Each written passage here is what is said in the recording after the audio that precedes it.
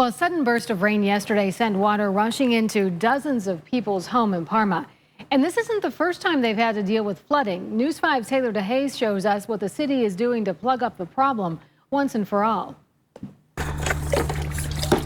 Drying off trinkets and toys, Lois Hess is sifting through 47 years of memories, trying to find anything they can salvage after Friday's flood. She says it all happened so fast. Our sink started to go, and I said, oh my gosh. Before long, Hess's basement was drenched. There was nothing you could do. It just kept coming and coming.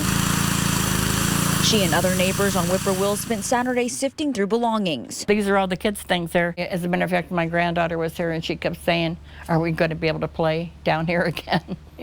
So she's been watching what we're throwing away and she wants us to save things. After the heavy rain left cars submerged and water high enough for kayaks, flooding stretched to North Pleasant Valley and Ridge Road, where workers unclogged sewers.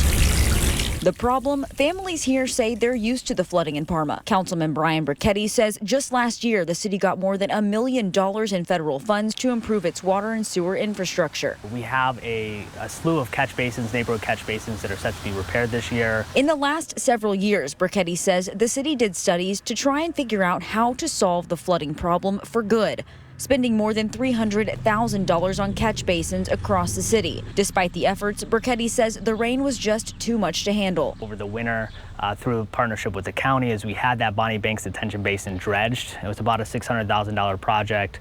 And I do think that made a huge difference. The storm we had just wasn't able to, that detention basin wasn't able to kind of take on that water.